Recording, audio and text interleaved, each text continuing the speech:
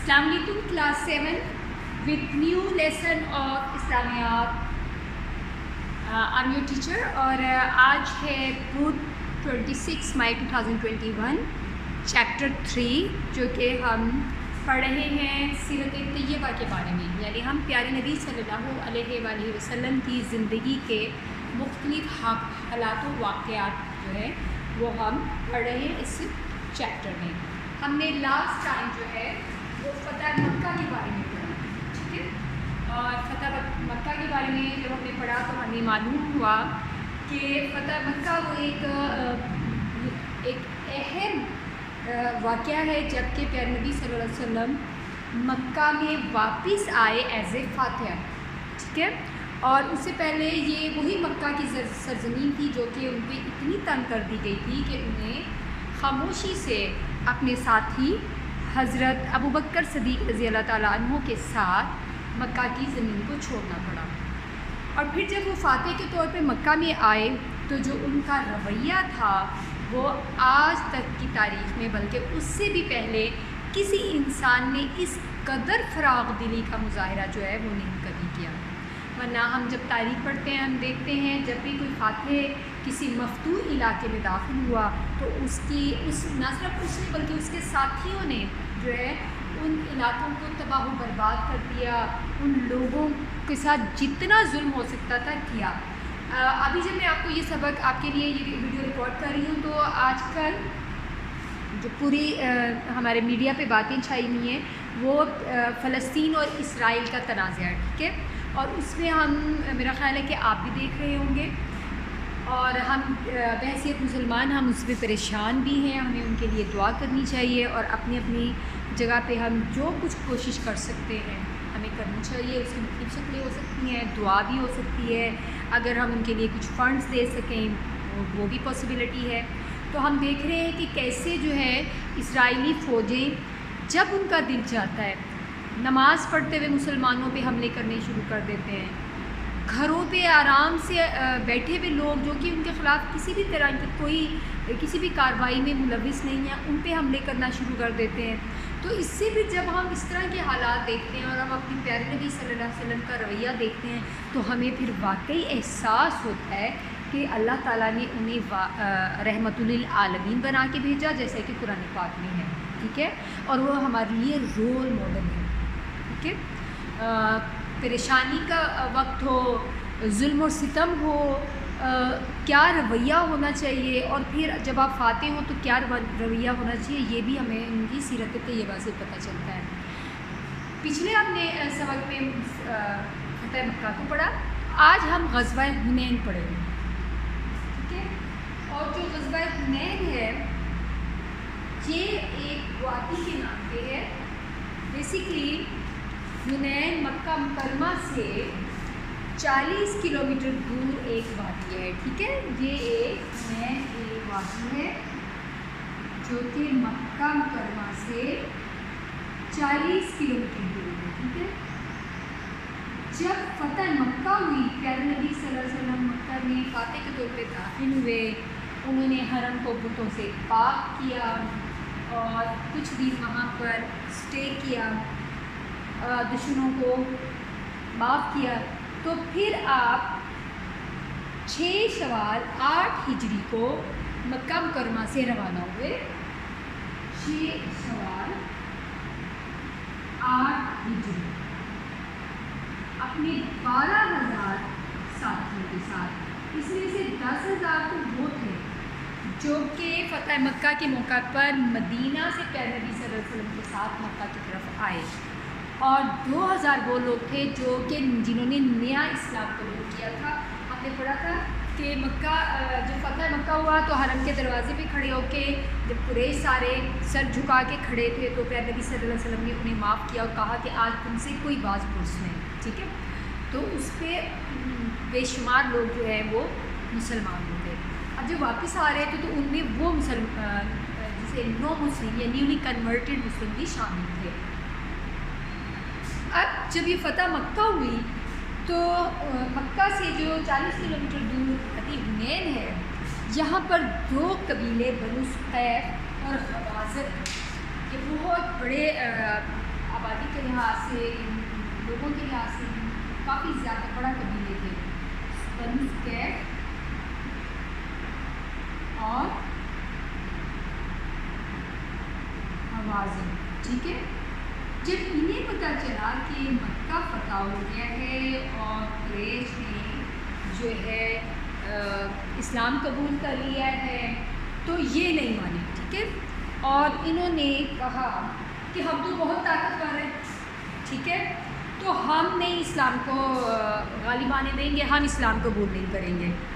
ان لوگوں نے آپس میں مشورہ کر کے یہ فیصلہ کیا کہ ایک فیصلہ کن جنگ جو ہے وہ اسلام اور محمد صلی اللہ علیہ وسلم کے خلاف ہونی چاہیے، اور ان کے جو ان کے دانا لوگ تھے جو مشورے میں شریک تھے، انہوں نے یہ کہا کہ مرد تو جنگ کرنے کے لیے جائیں گے، ساتھ عورتیں اور بچے اور اپنے مویشی مال سب کچھ لے چلتے ہیں، اور اس کی جو انہوں نے وجہ بیان کی وہ یہ کہ جب مردوں کو پتہ ہوگا کہ ہمارے ساتھ ہمارے بچے، ہماری عورتیں، ہمارے مویشی، کیونکہ عرب کے صحرا میں مویشی جو ہوتے ہیں ایک بہت بڑا ایسڈ ہوتا تھا اور ابھی بھی ہے، ٹھیک ہے، تو ہم یوں کرتے ہیں، ہم ان کو بھی لے کے جاتے ہیں، جب لڑتے ہوئے مردوں کو پتہ ہوگا کہ ہمارے ساتھ عورتیں بھی ہیں، بچے بھی ہیں اور ہمارا مال بھی ہے میدان جنگ میں، تو وہ دل و جان سے لڑائی کریں گے، ٹھیک ہے، کیونکہ انہیں یہ پتہ ہوگا کہ اس جنگ کو ہارنے کا کیا نتیجہ ہے، کہ ہم اپنا سب کچھ کھو دیں گے۔ اور جو یہ قبائل تھے، یہ دونوں قبائل، ان کے جو مرد تھے وہ نشانہ بازی میں بہت طاقت تھے، بہت ایکسپرٹ تھے، ٹھیک ہے۔ اب ان کے ساتھ ارد گرد کے کچھ اور قبائل بھی چھوٹے چھوٹے جو کہ اسلام نہیں قبول کرنا چاہتے تھے، اسلام کی حقانیت کو نہیں ماننا چاہتے تھے، وہ بھی ان کے ساتھ شامل ہو گئے۔ یہ تمام قبائل وادی اوتاس میں آ کے جو ہے، جو کہ حنین کے قریب ہی ایک وادی ہے، وہاں پر آ کے خیمہ جمایا، ٹھیک ہے، اوتاس میں، ٹھیک ہے، حنین کے پاس ہی ایک وادی ہے اوتاس، وہاں پہ آ کے انہوں نے خیمے لگائے اور اپنی طرف سے حملے کے لیے تیار ہوئے، ٹھیک ہے۔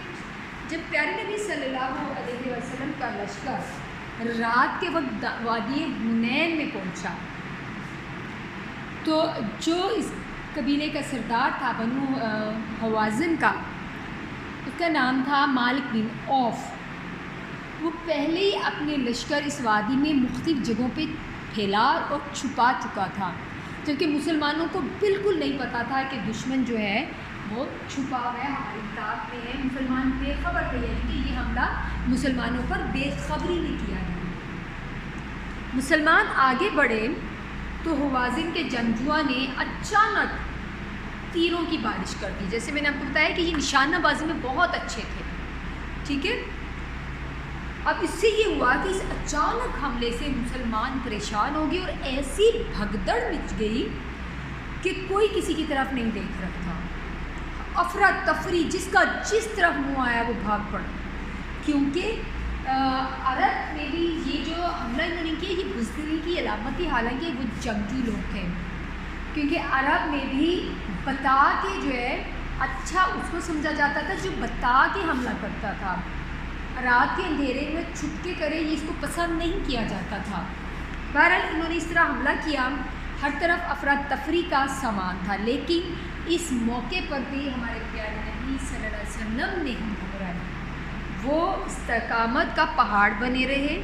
اس لیے ہمیں جب ان کی سیرت طیبہ سے جہاں ہمیں رہنمائی ملتی ہے پلان جنگوں کی، ٹھیک ہے، منصوبہ بندی کے ساتھ جنگ کرنے کی، وہاں پہ ہمیں جو ہے ایک آفت یا اچانک جو ہے اس پہ ہمیں اپنا کیسا رویہ رکھنا چاہیے، اچانک کوئی صورتحال پیش آ جائے، ناپسندیدہ کوئی حملہ ہو جائے تو وہ ثابت قدم رہنا چاہیے تھا۔ اور آپ صلی اللہ علیہ وسلم نے کفار کی طرف منہ رکھا، پیٹھ نہیں کی، اور آپ آگے بڑھتے چلے گئے اور آپ بلند آواز سے کہتے جا رہے تھے، انا نبی لا کذب، میں نبی ہوں، یہ جھوٹ نہیں ہے، انا ابن عبد المطلب، میں عبد المطلب کا بیٹا ہوں، ٹھیک ہے، کیونکہ یہ جو ہے قبائل ان کا یہی تو مسئلہ تھا کہ وہ نبی ماننے کو تیار نہیں تھے، کہ کیسے ایک انسان جو ہماری طرح کھاتا پیتا ہے، ہماری طرح بازاروں میں پھرتا ہے، ہماری طرح اس کی فیملی ہے، وہ ایک نبی ہو سکتا ہے. ان کا ایک غلط یہ جو تصور تھا کہ نبی تو کچھ ایسی چیز ہونی چاہیے جو انسانوں سے بڑھ کے ہو. لیکن پھر اس میں جواب یہ بنتا ہے کہ اگر ایک انسانوں کے لیے یہ رول ماڈل چاہیے تو وہ انسان ہی ہو سکتا ہے. قرآن پاک میں بھی اس کا جواب دیا گیا ہے کہ اگر فرشتے چلتے پھرتے زمین پر تو بھی فرشتہ نبی بنایا جاتا ہے. جب میں انسان ہوں، مجھے رہنمائی کے لیے انسان ہی چاہیے جو مجھے بتائے کہ ہاں صبر کس کو کہتے ہیں، اور مشکل میں کیسے صبر کیا جا سکتا ہے، خوشی کے موقع پہ کیا رویہ ہونا چاہیے، دکھ تکالیف کو کیسے برداشت کرنا چاہیے. اگر فرشتہ ہوگا تو پھر میں تو یہ کہوں گی کہ ہاں یہ فرشتہ ہی اور شی ڈزنٹ نو کہ دکھ کیا ہے. فرشتوں کو کیا معلوم کہ انسان کو کیا کس طرح تکلیف ہوتی ہے. جبکہ پیارے نبی صلی اللہ علیہ وسلم ایک انسان تھے، انہیں ہمیں کر کے دکھایا. اس سے ہمیں پتہ چلتا ہے کہ جو ہمیں رہنمائی دی گئی ہے وہ انسانوں کے لیے ہے، کیونکہ جو معاملات انہیں پیش آئے وہی ہمیں بھی پیش آتے ہیں. ٹھیک ہے، اور پھر ہمیں رہنمائی ملتی ہے کہ ان معاملات میں ہم نے کیسا رویہ رکھنا. اب جو حضور صلی اللہ علیہ وسلم کے صحابہ ہیں وہ اس افراتفری میں پریشان ہو کے بھاگنا شروع ہو گئے. اور اس سے پہلے میں تھوڑا سا بتاؤں کہ جب مکہ سے آ رہے تھے تو صحابہ بہت زیادہ خوش تھے. ان میں ایک فخر تھا کہ ہم نے وہ سرزمین فتح کر لی ہے. مہاجر اس وجہ سے خوش تھے کہ جس جگہ زمین سے، جس سرزمین سے ان کو نکالا گیا تھا، ان کے مال سے، ان کے گھر بار سے محروم کیا گیا تھا، آج وہ اس میں فاتح کے طور پہ داخل ہوئے ہیں. اور اسی طرح انصار کہ جو ان کے مہمان تھے، جو ان کے اسلامی بھائی تھے، انہوں نے اتنی مدد کی کہ پہلے تو انہوں نے اپنے شہر میں مدینہ میں ان کو آباد کیا، پھر ان کے ساتھ مل کے ان کے آبائی گھر میں جا کے ان کی اتنی مدد کی کہ ان کے جہاں سے ان کو نکالا گیا تھا وہاں پہ ان کو فاتح کے طور پہ داخل ہونے پہ مدد کی. تو اس لیے یہ فخر کے ساتھ جو ہے نا مسلمان آ رہے تھے. اب جب وہ بھگدڑ میں بھاگے ہیں تو پیارے نبی صلی اللہ علیہ وسلم نے اپنے چچا عباس کو، کیونکہ ان کی آواز بلند تھی، ٹھیک ہے، ان کو حکم دیا کہ وہ صحابہ کو بلائیں. تو حضرت عباس رضی اللہ تعالیٰ عنہ نے آواز دی، بیت رضوان والو کہاں ہو. اب بیت رضوان کا انہوں نے کیوں حوالہ دیا، بیت رضوان کیا ہے، بیت رضوان کے بارے میں آپ کو تھوڑا سا بتا دوں کہ بیت رضوان کا قرآن پاک میں بھی ذکر ہے، اور جنہوں نے بیت رضوان کی ہے اس کا رضوان کا مطلب ہی یہ ہے کہ ایسی بیت جس سے اللہ خوش ہوا، اور وہ بیت تھی زندگی یا موت پہ. جب پیارے نبی صلی اللہ علیہ وسلم عمرہ کی نیت سے مکہ کی طرف آئے تو مکہ والوں نے داخل نہیں ہونے دیا. ٹھیک ہے، حالانکہ جو حرم ہے وہ پورے عرب کے لیے اوپن تھا کہ کوئی بھی حرم میں آ سکتا ہے، عبادت کر سکتا ہے، اور قریش جو ہیں وہ اس کو بالکل نہیں روکے تھے. ٹھیک ہے، اور اسی کے بدلے میں قریش کو بھی امان حاصل تھی. پورے عرب میں وہ بلا روک ٹوک سفر کرتے تھے کہ یہ حرم کے متولی ہیں. لیکن پیارے نبی صلی اللہ علیہ وسلم کو انہوں نے روک دیا حدیبیہ کے مقام پر. اور جب وہ حدیبیہ کے مقام پہ انہوں نے قیام کیا تو انہوں نے قریش کے لوگوں نے آ کے ان کے ساتھ گفت و شنید کی اور انہیں کہا کہ آپ یہاں سے واپس چلے جائیں اور اگلے سال آئیں، اگلے سال آپ کو عمرہ کرنے کی اجازت دے گی. ٹھیک ہے، تو اس موقع پہ جب پیارے نبی صلی اللہ علیہ وسلم نے اپنے حضرت عثمان رضی اللہ تعالیٰ عنہ کو بھیجا قریش سے گفتگو کرنے کے لیے، مذاکرات کرنے کے لیے، تو حضرت عثمان رضی اللہ تعالیٰ عنہ کو واپسی میں دیر ہو گئی. اس پہ یہ سمجھا گیا کہ شاید انہوں نے نعوذ باللہ حضرت عثمان رضی اللہ تعالیٰ عنہ کو شہید کر دیا ہے. پرانے وقتوں میں بھی اور آج بھی کسی کے سفیر کو جو کہ کسی کا پیغام لے کے آئے، کوئی آپ کا مد مقابل کوئی قوت ہے، آپ کا دشمن ملک ہے، اس کا پیغام لے کے آئے تو اس کو نقصان پہنچانا برا سمجھا جاتا تھا. جو کہ آج پوری دنیا میں جو یہ سفارت خانے ہوتے ہیں، ایمبیسیز ہوتی ہیں، اس میں جو ایمبیسیڈر ہوتے ہیں، اسی طرح ان کو جو پروٹیکشن حاصل ہے، سیم یہی پروٹیکشن، یہی تحفظ حاصل ہوتا تھا پہلے وقتوں میں کوئی پیغام لے کے جانے والے. ٹھیک ہے، تو جب یہ افواہ پھیلی کہ حضرت عثمان رضی اللہ تعالیٰ عنہ کو شہید کر دیا گیا تو پھر مسلمانوں کو بہت دکھ اور غم اور غصہ ہوا. تو پیارے نبی صلی اللہ علیہ وسلم نے ایک درخت کے نیچے بیعت لی کہ اب ہم اگرچہ آئے عمرے کے لیے اور ہمارے پاس کوئی ہتھیار نہیں ہے، صرف وہ ہے جو کہ راستے میں حفاظت کے لیے ہوتے ہیں، جنگ وغیرہ کرنے کے لیے کوئی ہتھیار نہیں ہے، تو ہم اسی حالت میں ان کے خون کا بدلہ لیں گے، کیونکہ یہ ایک بہت بڑا ظلم ہے کہ کسی کے پیغام جو ہے ایمبیسیڈر کو یا پیغامبر کو یا سفیر کو جو ہے وہ قتل کر دینا. تو جو وہ بیعت ہے اس کو بیعت رضوان کہتے ہیں. اور اس میں جب جن صحابہ نے بیعت کی تھی ان سے اللہ تعالیٰ بہت خوش ہوئے تھے، کیونکہ بغیر کسی ہتھیار کے انہوں نے پیارے نبی صلی اللہ علیہ وسلم کے ساتھ بیعت کی تھی کہ زندگی یا موت ہر حال میں ہم آپ کے ساتھ جو ہے ان قریش کے ساتھ جنگ کریں گے اور اس ظلم کا بدلہ لیں گے. بعد میں یہ افواہ غلط ثابت ہوئی اور حضرت عثمان رضی اللہ تعالیٰ عنہ بحفاظت واپس آ گئے اور پھر صلح حدیبیہ کی شرائط پہ جو ہے پیارے نبی صلی اللہ علیہ وسلم واپس گئے. یہ جو بیعت رضوان ہے، ٹھیک ہے، اس کا حوالہ حضرت عباس نے جو ہے، جو کہ حضرت صلی اللہ علیہ وسلم کے سب سے چھوٹے چچا تھے، انہوں نے دیا اور پکارا کہ بیعت رضوان والوں کہاں ہو. اس پر تمام مسلمان واپس مڑے اور لڑائی شروع ہو گئی. پھر پیارے نبی صلی اللہ علیہ وسلم کا ایک معجزہ ہوا کہ انہوں نے مٹی اٹھا کے اپنی مٹھی پر مٹی، صرف زیادہ نہیں، صرف مٹھی میں جتنی مٹی آ جائے اٹھا کے دشمن کی طرف پھینکی، اور وہ مٹی اتنی پھیل گئی جیسے گرد و غبار کا طوفان، اور صرف دشمن کے لوگوں کی آنکھوں میں جا کے وہ مٹی لگی. اور آپ کو پتہ ہے کہ جیسے آندھی طوفان آئے تو دیکھنا مشکل ہو جاتا ہے کہ درکنار اس میں آپ جنگ جاری رکھیں اور تیر اندازیاں کریں. تو اس سے پھر یہ ہوا کہ دشمن کے حوصلے ٹوٹ گئے، اور الحمدللہ جب تھوڑی دیر بعد دشمن کو واضح شکست ہوئی. ہمارے پیارے نبی صلی اللہ علیہ وسلم کے بے شمار معجزات میں سے ایک یہ معجزہ ہے کہ صرف مٹھی بھر مٹی سے دشمن کے وہ تمام لوگ جو کہ پوری تیاریوں کے ساتھ آئے ہیں اور بے خبری میں مسلمانوں پہ حملہ کیا ہے، صرف ان دشمن کے لوگوں کی آنکھوں میں جو ہے وہ مٹی گئی، اور ان کے لیے جو ہے کام کرنا، جنگ جاری رکھنا مشکل ہو گیا. اور پھر بنو سلیم کے 70 آدمی مارے گئے، ان کے مال، ہتھیار، خواتین، بچے سب مسلمانوں کے ہاتھ میں آ گئے. اتنے زیادہ جانور، ہزاروں کی تعداد میں مرد اور عورتیں، بچے. یہ تو بالکل ایسے ہے کہ کوئی بیوقوف انسان خود آ کے موت کے کنویں میں چھلانگ لگائے. ٹھیک ہے، تو اللہ تعالیٰ نے قرآن مجید میں غزوہ حنین کا بہت خوبصورت ذکر کیا ہے. سورہ توبہ میں آیت 25 and 26 ترجمہ ہے: خدا نے بہت سے موقع پر تم کو مدد دی ہے، اور جنگ حنین کے دن جب کہ تم کو اپنی جماعت کی کثرت پر غرور تھا. یہ ہمارے پیارے نبی صلی اللہ علیہ وسلم کو نہیں تھا، جو ان کے ساتھی تھے، کیونکہ وہ بھی آخرکار انسان تھے، تو وہ خوش تھے کہ ہم اتنے زیادہ ہو گئے ہیں. تو تمہارے وہ کچھ بھی کام نہ آئی، اور زمین باوجود اتنی بڑی فراغی کے تم پر تنگ ہو گئی کہ وہ واپس بھاگے نا، کہ کہیں کوئی آگے جگہ نہیں مل رہی، واپس بھاگو، آگے ہمارے لیے کچھ بھی نہیں ہے. اور پھر تم پیٹھ پھر گئے. پھر خدا نے اپنے پیغمبر صلی اللہ علیہ وآلہ وسلم اور مومنوں پر اپنی طرف سے تسکین نازل فرمائی، اور تمہاری مدد کو فرشتوں کی لشکر جو تمہیں نظر نہیں آتے تھے آسمان سے اتارے، اور کافروں کو عذاب دیا.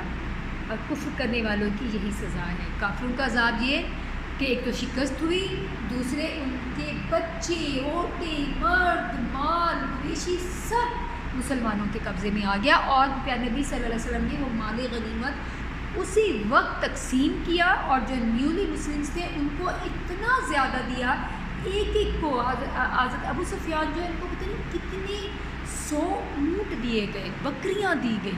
ٹھیک ہے، تو یہ ان کی سزا تھی. ٹھیک ہے، ہمارا دین حق ہے الحمدللہ. مفتی کو واقعے پر یہ ثابت ہوا، غزوہ حنین بھی یہ ثابت کرتا ہے کہ پیارے نبی صلی اللہ علیہ وسلم واقعی اللہ کے پیغمبر تھے، ہیں ہمارے لیے رہنمائی ہیں، رول ماڈل ہیں. اب جو غزوہ حنین سے سبق ملتا ہے وہ بہت امپورٹنٹ ہے. وہ یہ ہے کہ ہمیں کبھی ظاہری اسباب پر فخر نہیں کرنا چاہیے. ظاہری اسباب اختیار کرنی چاہیے، کوشش کرنی چاہیے، ہمت اور بہادری کے ساتھ میدان میں اترنا چاہیے، لیکن ہر حال میں بھروسہ اور توکل اللہ تعالیٰ سے کرنا چاہیے، کیونکہ وہ اللہ ہی ہے جو کہ اسباب میں کوئی برکت ڈالتا ہے یا ان میں فتح ڈالتا ہے. اس کی مثال میں آپ کو اس سے دے سکتی ہوں کہ بیمار لوگ ہوتے ہیں کہ ایک بیماری کی دوا ہے، اس کو مختلف لوگ استعمال کرتے ہیں. وہی دوائی کھانے سے، وہی میڈیسن کھانے سے کچھ مریض ٹھیک ہو جاتے ہیں اور کچھ مریض ٹھیک نہیں ہوتے. تو اگر دوا میں اثر ہوتا تو سب کو ٹھیک ہونا چاہیے. ٹھیک ہے، لیکن یہ دوا میں اثر نہیں ہوتا، یہ اللہ کی رضا ہوتی ہے کہ جو اللہ کے اذن ہوتا ہے، جس سے کسی بھی سبب میں، کسی بھی ایفرٹ میں، کسی بھی جو ہے ہم جو انسان ذرائع اختیار کرتے ہیں اس میں اللہ تعالیٰ اس میں اثر ڈالتے ہیں. سو آج کا سبق ہے غزوہ حنین. مجھے امید ہے کہ آپ نے اس کو بہت اچھے طریقے سے سنا اور سمجھا ہوگا. Thank you so much for watching. اللہ حافظ. السلام علیکم.